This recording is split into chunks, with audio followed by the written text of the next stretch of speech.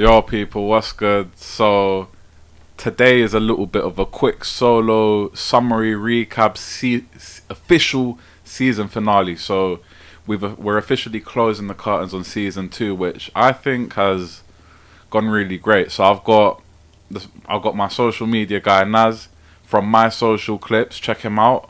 He's going to be asking me some questions from behind the camera, and we're just going to sit down and reflect together of how this last season has gone. So we've done 12 episodes, and I'm extremely proud of the work that we've put in since we started working together. Without My Social Clips, without Naz, there would be no podcast. On a real one, I do the hard work of the outreach and the actual being the face and talking to people. But without Naz, we're not seeing the nice clips, we're not seeing the portfolio, and we're not seeing these thumbnails. And these behind the scenes stuff, when it comes to content creation, are so important. So if you got someone in your corner, you can definitely go even further than by yourself. So if you're a content creator podcast, check out My Social Clips. Well, yeah, what are you saying, Naz? Appreciate you, Tarek, man. No, of course, man. I'm gonna congratulate you first of all for a great season. I appreciate it, man. It's been one hell of a ride, man. Hell of a ride, man. So what were we saying? We've got 12 episodes. This will count as 13 technically, 13, but yeah, we've interviewed a lot of people from the football industry. Yeah. We've gone from player care to lawyers to coaches. I think this season was more about figuring out where you're gonna head with this. Yeah, 100%. Because some people might look at season 2 as our first season or our second season. It depends how you look at it. Because first season it was a bit of getting the channel, you just figuring out Bringing it to life. Bringing it to life, and then season 2 was when you got serious. Yeah. You came to me with the dream of I want to get this, make it professional, from thumbnails all the way to the trailers to the clips. I think we was figuring out where you want to head with it in season 2. Yeah, I think this has definitely been a trial, and I think, yeah, as you said, yeah, season 1. So if you go early into my YouTube channel before the thumbnails, you're going to see a bunch of solo episodes. You're going to see some episodes with guests. You're even going to see a co-host. And yeah, the vision has always been the same, but the execution was what was different. And then, yeah, I did get a little bit consistent towards the end of the initial phase, but then through one of my boys, big up Chef Hasty, through him, big up Chef Hasty, big up Bahani Dark Kitchens. Through him, he introduced me to some people and through those people I met My Social Clips. So yeah, I went and I put the work in, man. By myself, I was contacting, arranging and recording.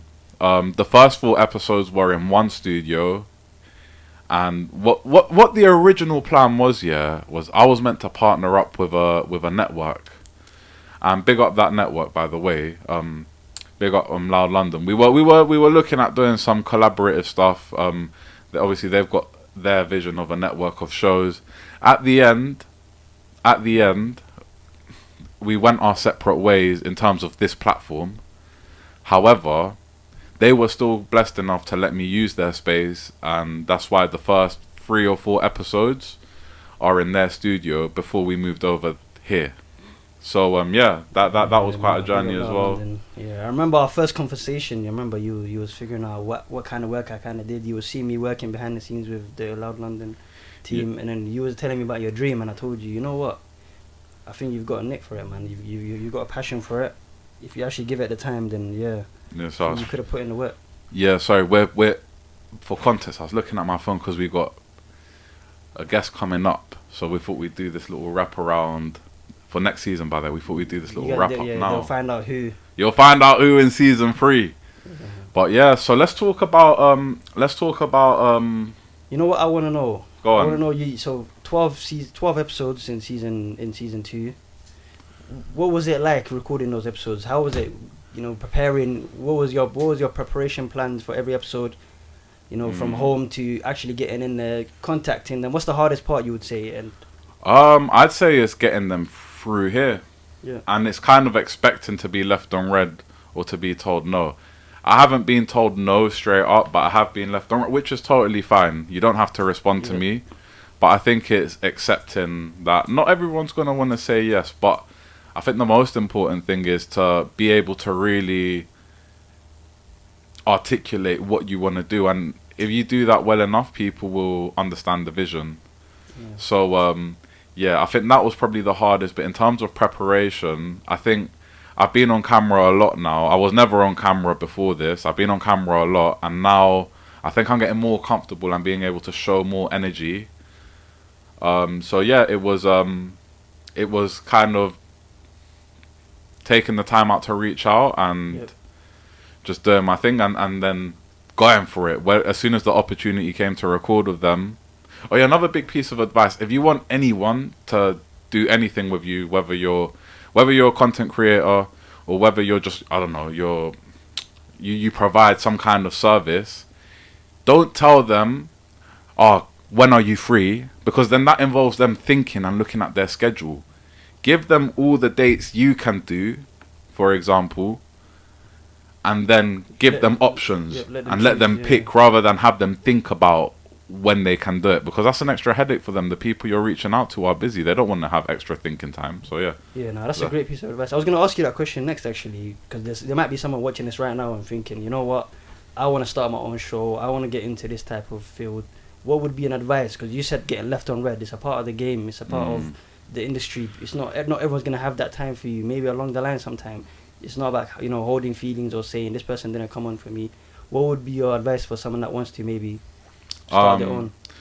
I think be clear with your ideas, understand why you want to do it, and be able to express it. And I think the better you can showcase that passion and give off that energy and that vibration of what you're about, the more people are going to buy into it. Yeah. And want to get involved. Yeah, I feel like it's hard for someone to believe in your dream or your vision if you don't yourself. You know, it has to radiate off of you. Yeah, exactly. So if they feel my energy and they can see it, then they'll want to be a part of it. And I think as well as that is, I mean, there's different style of podcasts and interviews and things like that. And I think the best way is to be yourself. If you've got that personality where you can... you don't even need to have a personality. It's using your personality to bring the best out of someone. Whether you're someone that's super bubbly or whether you're someone that's a bit more reserved but asks the right questions and listens, just be yourself. And I think as well, the quicker you bring it to life, the better, because then you can really actually experience the highs and the lows and the different challenges. Yeah, I So, feel like getting into it, just get into it. A lot of people might be doubting themselves, thinking, you know what, I'm going to give it some time, or, you know, I'm going to keep thinking on it. Every night they're having that same thought. Would you say that you learned more from actually sticking in, getting into it? You learned something new every day? Because I remember some nights, middle of the night, you would call me and say to me, I have this idea. And it's you know, it's about bringing it to life. So yeah. just The quicker you get yourself on the field, the quicker you can find out what works and what doesn't. I mean, like, if we use a football analogy, yeah, you can have all the tactics, all the spreadsheets of players, and this and that, but you're not gonna know how good a player is until you see them on the pitch. You're not gonna know how good a tactic is until it's tested against something else.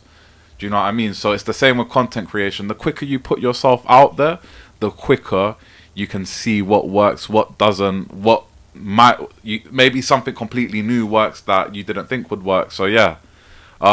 Let's chat about our guests though. Let's chat about who would you say is your favorite? You know, you can't choose. It's like a father choosing between his kids. Okay. You know, you can't really choose. But what's your standout episodes that you really enjoyed being a part of? you know what, yeah, let me put it this way. I used to ask my mum, yeah, who's your favourite child? Because there's 5 of us, isn't it? So I'm going to give the same answer that my mum gave me. And it was like, if you broke all your fingers, which one would hurt the most? Yeah. I mean, you'd be in too much pain and they probably hurt all the same. You're not going to... So it's kind of like that. What are some standout moments for you throughout the guests that, you know, or someone that you thought, oh, this is a good guest, you know, the way I got him on was interesting? I'd say for me it has to be the finale in terms of guest, Daniel G, man, because first of all, I haven't seen him appear on any other shows. Obviously he's got his own content and his own stuff going on, but we're talking about someone who's done some big stuff behind the scenes and someone who's gone on one hell of a journey to get himself there. and through passion, through suffering, through learning, he's done it. And to be able to associate myself with him, I think is really stand out to me, because he's done some big things, and he's got a lot of wisdom that he wants to share. So definitely the audience love that one, guys. Check it out. Where can they find that? Go on the YouTube channel, season 2 episode 12. But we're also on Spotify, Apple Podcasts, and I'll put a link in the description below. But I use RSS, and I post the audio on all podcast platforms. So whichever one you're most comfortable with, or whichever one you have a subscription to. There's another episode that I enjoyed, I think. What other podcaster or host you guys know going to Dubai this early on for Badrea's episode? Absolutely amazing episode. Yeah, man. Oh, the Badrea. Okay, so let's basically, how did you come about going to Dubai? Connecting with that, because you can't come from you're a London boy. Yeah. All the way in Dubai. You have to find studios. There's a lot about that episode. Okay, so now let's talk about this. There's a lot. So I went to Dubai. Yeah. So I got my friend.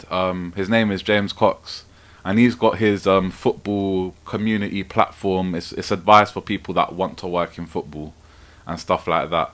And I've been friends with James for about a year and a bit now. Yeah. And at this point, I went to a lot of his working football networking events. So it's just like an event where different people that work in the football industry show up. They do panels, and you get to meet people that work at, for example, Arsenal or Tottenham. And so he's done a few events. I've done one in London, and I met some people that I met, like a couple of CEO of clubs and stuff like that. And he told me we're doing an event in Dubai, and I'm like, say no more. So then I make it.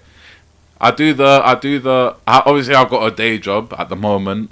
I managed to get the time off work unpaid, so I lost money. I buy my flights to Dubai, and I go to the event to be a part of it. Before I go to Dubai, I reach out to one guy called Ben Pringle. So Ben Pringle's a footballer. That is season 2, episode 5 or 6. Yeah. But we'll put a little graphic which shows. So Ben Pringle played football, professional footballer. We talk a bit about his journey. I messaged him like a month before, and I was like, you want to do this? He goes, yeah. So then I go to Dubai for 6 days, and I've got 1 episode ready to record. And then we go to the event. We fast forward to the actual working football event, and then I meet Jess and I meet Badrea. And I go to the event's on a Tuesday, and I go to, listen, I'm here till Saturday. I've got this show. I like what your stuff is. I like your stories and your journeys. Let's make it happen. So I go, they say yes, and we seize the moment, we do it. And record the Badrea episode. I was a bit stressed because like the studio in Dubai was massive. Like, no, not the studio, the building was massive. So like I went to the wrong floor. Obviously, I haven't got her number. I've got her Instagram. I don't have no data because I can't get through to her. So I'm just sitting there and hoping and waiting. I only had an hour. Usually, I don't like to give myself a time. I like to kind of just go with the flow, and then when it feels like it's gonna conclude, kind of end it there. But I had an hour, so I had to clock watch. So Badrea came. We talked. I thought we did well. I'll be honest, on reflection, Badrea is such a good guest and just such a great person, I thought there's a part of me, there's the little self-critic of me that feels like I could have done better. I think with Jess it was a lot smoother because, so I recorded with Badrea on Wednesday, and then on Thursday I recorded 2 more episodes. This cost me a lot of money, by the way. I think I was like down £400 in studio time. In Dubai studios were expensive. Just an expensive place, expensive, bro. So we done that. With Ben, I went to a different studio. The studio was good. So how many episodes did you record out there? Was it? I recorded 3 episodes out there. Badrea and Badrea, Jess, and Ben. Great episodes as well. Yeah, I feel like I was a little bit nervous in them episodes. Like And I feel like I was a bit worried and a bit self-conscious. Not self-conscious, but I was just a bit... I think with Ben, a couple of things went wrong. No, like, in terms of, like, he thought it was later, so he came later. Not his fault. He got the times mixed up. That happens. But then, because of that, I had the studio people kind of rushing me in it. So it felt it was a little bit tricky. That's what some of the things. Not everything's gonna go your way when you're recording these type of. I mean, you have to be working. You have to be able to get on your feet, figuring things out. Yeah. I think if I could, like, I would love to record with them again in the future. Yeah. And I feel like I'm a bit more polished now in terms of how I present myself in front of camera. But yeah, then after we had Chris Platts. That was one of my favorite episodes as well. Amazing episode, yeah. Talking about someone that really understands the not the academy system, but the journey of academy players. Yeah. Whether they make it to professional or whether or not. So that was really insightful because of the research and the data he has. After Chris, we had Hugo Schechter. Hugo Schechter was another. If obviously, big up like the people at the start. Big up Temi San Williams, academy coach, former academy coach, really been through the journey and now works more towards supporting future coaches getting into those roles. Yeah. Big up Matt Shepherd, good friend of mine, player care at Tottenham, keeps going from strength to strength, so open, so honest. And obviously big up Paul Williams, mates with Mike's, being so open and transparent about his journey as well. So those are the first three. Obviously we had one of the episodes, great episode I recorded, video file was lost, so... How do you deal with those type of things? We move, man. We move. I can't be. You can be disappointed. Allow yourself to express your emotions and feelings and be disappointed. But like, that's all it can be. Let it pass, go, and then move on. And I know easier said than done, but yeah. Yeah, you have to. Well, I see another episode that I enjoyed was I think it's one of my most viewed, Paul Mercer. Big up very Paul, emotional, man. Very came from the heartfelt episode. Big up Paul, man. Paul is a personal. That was a personal relationship. Yeah. This one wasn't. In terms of the other ones, they were in terms of out of 12 episodes, I think 9 of them were from reaching out on LinkedIn, and I think we built good connections. But with Paul, I knew Paul years ago. Yeah, and obviously. He was a victim of the tragedy that happened at the Grenfell Tower, and he was good friends with my brother-in-law. But obviously I kicked ball with Paul, and I knew Paul for years. But then my brother-in-law kind of reconnected us. I was a bit worried because it's such a personal, sensitive topic, and Paul was a superstar, man. He was so open, so honest, and he's a really strong guy to be able to talk about that. And I wanted it to be something where I'm sharing. I didn't want it to, because I was kind of conscious. I don't think I would have been able to do that episode if I didn't have that personal connection with Paul. Yeah. Because I was even scared to approach the questions because I didn't want it to come across like I was trying to go viral over someone's tragedies, when it was more, I want to share the story. Yeah. And Paul was so open and honest, man, and I think it was a good episode for the community as well, for the people that went through that and the people that were associated with that. And it's one of those things that people to this day are going through. People experiencing things that and that stuff, that trauma, it doesn't go away overnight, man. So big up Paul always, and big up Grenfell Athletic FC. They're carrying the memory and they're doing great things, and they'll continue to do great things. Like obviously after that episode, I went to a Grenfell Athletic match, spent the day there watching. I was with Paul. They're playing a Saturday match. They won by a lot. Obviously if you have a football club, come on the live, come to Tariq's podcast. Yeah, you might just end up smashing your teeth. Yeah. There's a new logo that some people might notice. New logo. Tell us a bit about the rebrand. Ooh, so sorry, I've gone up and down these stairs. Give them a little hint of what we just did right now. Don't say the name. I think it'd be a surprise. You know what? We were recording at the start, then we got the phone call that they were outside. We just finished recording. I walked them to their car, and now. Would you say our biggest guest so far? 100%. The audience will 100%. would definitely love that episode. I think the audience will love that episode, man. And we managed to. He said to me, "You asked some questions that I've never been asked before." When I get feedback like that, especially from someone that's been in the public as much as this guy has, Guys, I'm doing something right. Make sure you guys subscribe, guys, because Subscribe, season man. 3 is gonna be even more crazier. Yeah, season 3. So, our new name is Life Through Ball. So, obviously, the concept is still the same. Talking to people about the personal journey in sport and etc. That hasn't changed. That mission hasn't changed. However, upon a bit of reflection and upon speaking to some people, conversations between Naz and me, we decided that the wisest decision in terms of growth and in terms of who I have available to me is in terms of my network, which I continue to grow day by day. And anyone out there, whatever you do, grow your network. Reach out, go on LinkedIn, communicate, speak. It can take you to places that you never thought you would go to. I'm still out of breath. Yeah, But yeah. So what my plan is to hone in on the football and hone in on my football network and the people I've met in football that work in different roles. So, Life Through Ball. I've gone through different names, but I feel like the word through is the key here, because through is like the bridge. It's the bridge between life and ball. And ball is proper London term, innit? Huh? Proper London term, ball. Yeah, no, that's another thing I want to hone in on, man. We're London, man. I'm London, born and raised.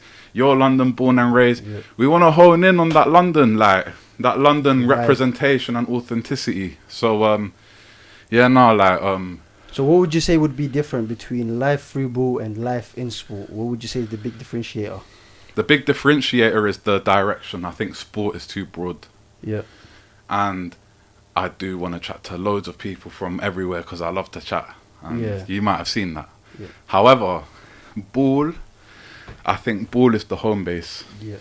So ball is the home base. So the majority of our guests have been football. And I think ball is the home base, and that's where we're going to be based, in ball. Yep. That doesn't close the door to other things. Yep. But ball is our home base, and we're going to hone in on our London brand and focusing on our football audience and just growing as content creators and as an entity and as a platform. Yes. And now with Life Through Ball, this is just a segment. This is a podcast segment. There's going to be throughout the week different types of content that come under the Life Through Ball. What type of content do you want to put out there?